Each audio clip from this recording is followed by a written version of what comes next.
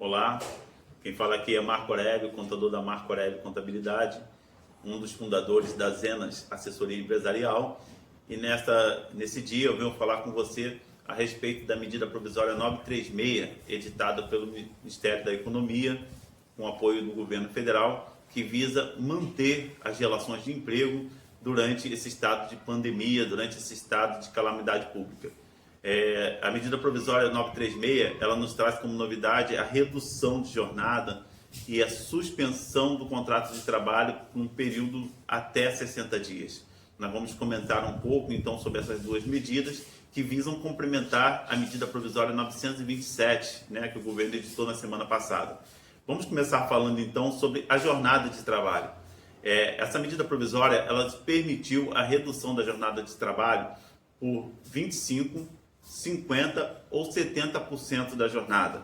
É importante lembrar que nas duas medidas você deve comunicar o seu empregado com 2 dias de antecedência, ou seja, 48 horas. Você deve, após comunicar o seu funcionário, assinar o acordo, você tem 10 dias para comunicar ao Ministério da Economia e ao sindicato da classe. Cabe também te lembrar que na redução de jornada de trabalho, deve ser mantido a hora de trabalho no valor normal, ou seja, o que vai reduzir o salário proporcional à jornada de salário. Se você pode reduzir 25%, eu quero te dar um exemplo aqui. Se o seu funcionário tem um salário de R$1.000 e você resolve fazer uma redução de 25% da jornada, ou seja, você vai pagar ele até o dia 5, até o 5º dia útil do mês seguinte, você estará pagando a ele o valor de R$750. Se você resolve fazer uma redução de jornada de 50%, no 5º dia útil do mês seguinte, você vai estar pagando ele R$500. E se você resolve fazer uma jornada de 70%, até o 5º dia útil do mês seguinte, você vai estar fazendo um salário dele no valor de R$300. Vale lembrar que a diferença do salário dele será pago pelo governo federal mediante um cálculo a ser aplicado igual ao seguro-desemprego.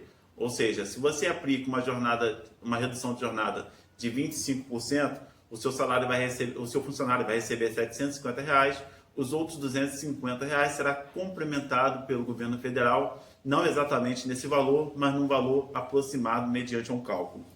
A outra possibilidade que a medida provisória 936 nos deu é a suspensão do contrato de trabalho.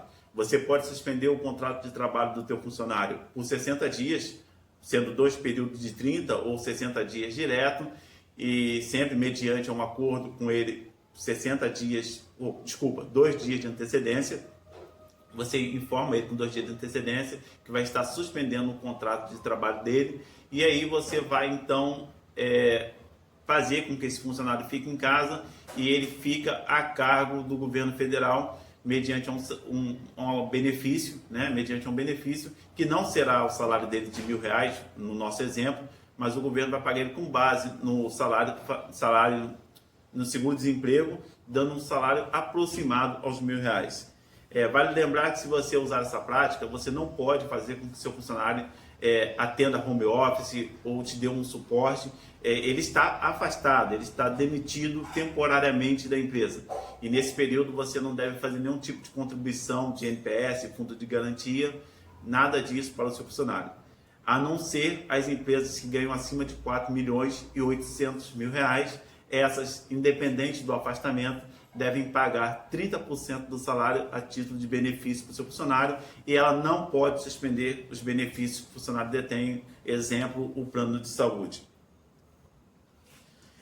Nos 2 casos que você celebrar, eu volto a te falar que você deve comunicar ao Ministério da Economia e você deve comunicar ao sindicato até 10 dias após a tomada de decisão. Quando o seu funcionário, então, ele fica afastado por 60 dias e ao retornar do trabalho, ou se você optar por um contrato de redução de jornada por 60 dias e quando ele retorna à jornada normal, esse funcionário ele vai estar ganhando estabilidade por mais 60 dias ou pelo período que você acordou com ele. 60 dias de estabilidade e você então vai estar cumprindo esse período de estabilidade e ele não pode ser demitido sem justa causa. Mas se na impossibilidade de manter uma relação com esse funcionário e você resolve então acabar com a relação de emprego, se faltar 50 dias, vamos dar um exemplo que esteja faltando 50 dias para concluir o período de estabilidade dele. Você botou ele numa redução de jornada de 25%.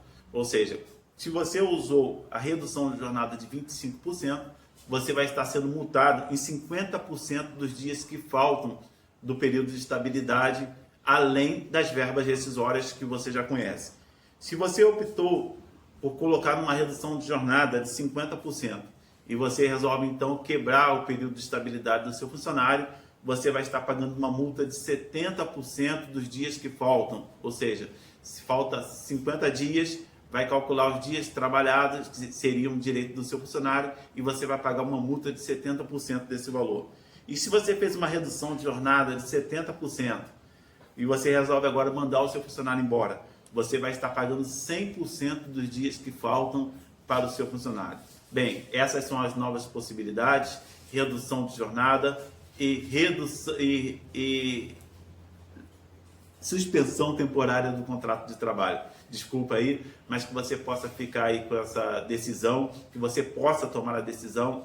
Então essas são as duas novas jornadas, duas novas possibilidades: redução de jornada de trabalho, suspensão do contrato de trabalho por até 60 dias. Lembrando que a decisão a ser tomada, você tem 10 dias para comunicar ao Ministério da Economia, 10 dias para comunicar ao sindicato. Lembrando, querido, que você deve então tomar a melhor decisão e fazer o melhor para que você venha colaborar com a manutenção do emprego e que você venha colaborar com o bom andamento da sua empresa. Eu agradeço a sua atenção. Muito obrigado.